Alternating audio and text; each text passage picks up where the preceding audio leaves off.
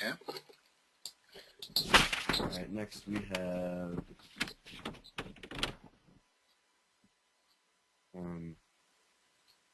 cosine squared minus cosine to the fourth.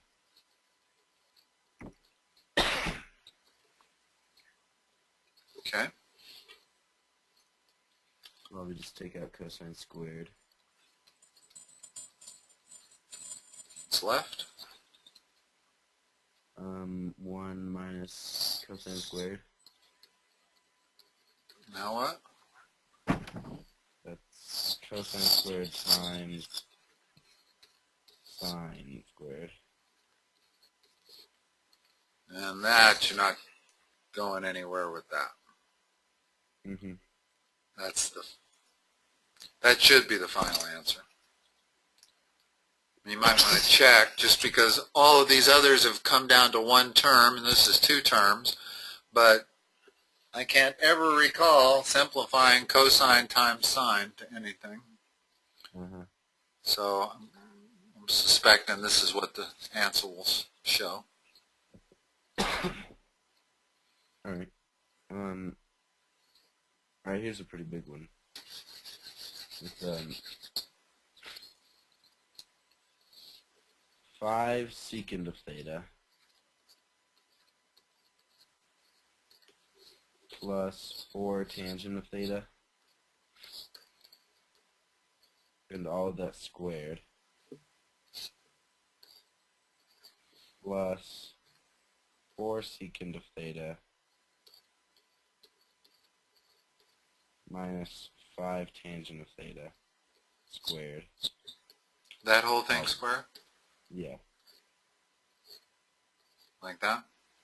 Yeah, and then minus 82 tangent squared.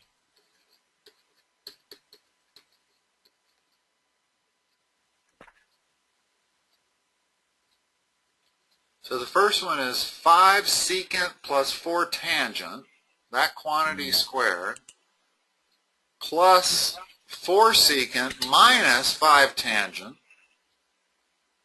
that quantity squared, minus 82 tangent squared. Yep. Well, let's see. Is there anything magical that we're looking at here? I don't see it. That would prevent us from expanding it? No, we're just going to have to expand it all. Okay, let's expand this one. Alright, 25 secant squared, 25 secant squared plus 40 secant tangent plus 16 tangent squared.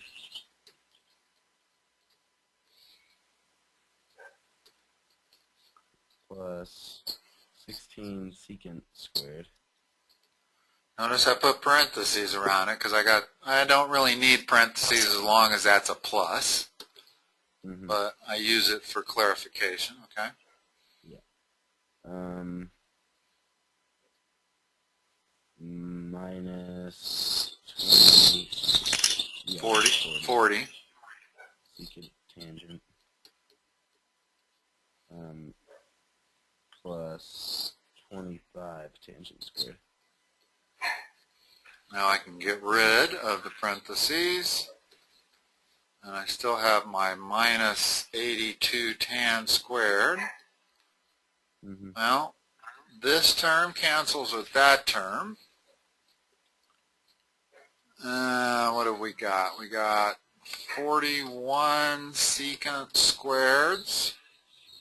Takes care of those two. And plus 41 tangent squared minus 82 tangent squared becomes minus 41 tangent squared. And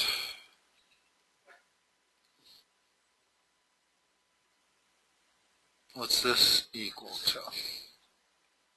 41 times 1 over Um,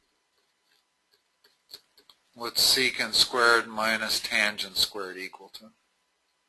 1. Mm-hmm.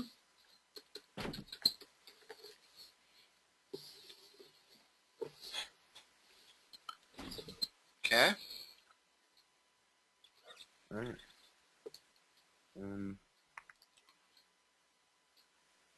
Here's another one similar to that. Okay. The I'll write smaller this time. yeah. 3 cosine. I'm sorry, I'm not quite hearing. 3 cosine of theta plus 4 sine of theta, all of that squared.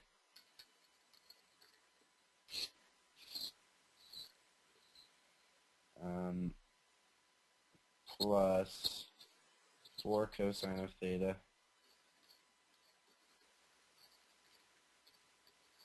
minus 3 sine of theta, all that squared.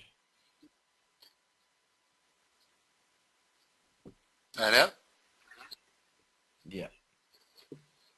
Okay. I'll let you continue. So it's going to be 9 cosine squared plus 24 cosine sine. Now, before you go through all of that, remember that middle term canceled last time, right? Oh yeah. And it's So it's going to cancel this time also.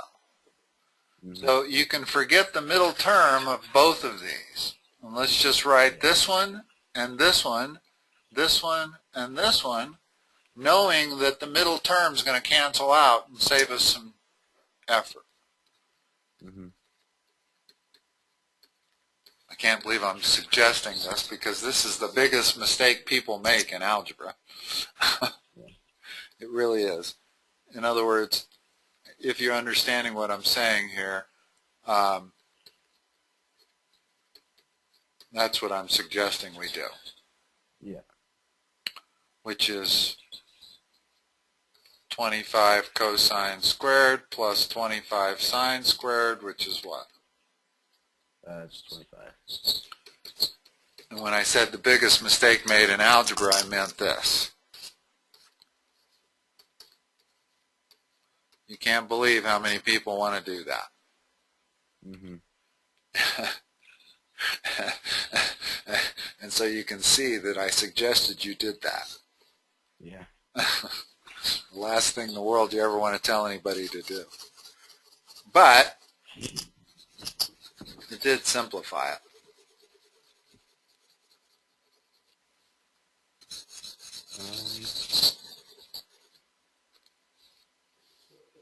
Alright, here's a pretty good one. 1 over tangent squared of theta plus 1 minus cosine squared of theta over sine squared of theta.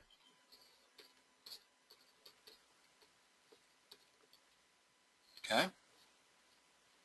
Do I need any parentheses or do I have it right? You have it right. Okay.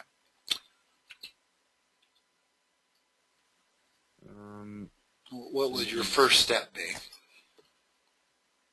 You can just convert the 1 over tangent squared into just a cotangent squared, Okay.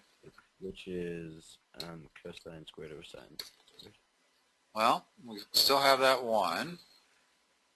Mm-hmm. What's this convert to? Another cotangent squared. So this whole thing's equal to 1. Okay. Alright.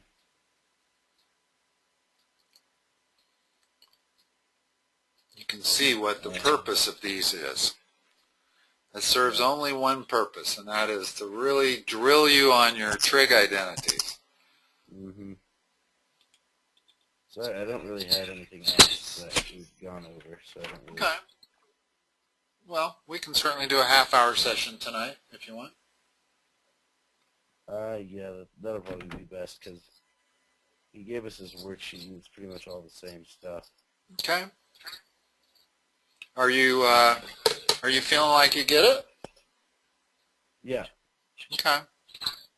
Yeah, pretty much you can't go wrong by converting everything to sines and cosines. Yeah. Although that isn't always the fastest way to get it solved, because using the 1 plus tan squared equals secant squared can be a lot faster than converting all of that to sines and cosines. So you want to use that logic sparingly. But certainly if you can't get it to reduce any other way, you can always use that. Okay. All right. All right. That it? Yeah. All right, Griffin. I'll talk to you next time. Thanks. Bye-bye.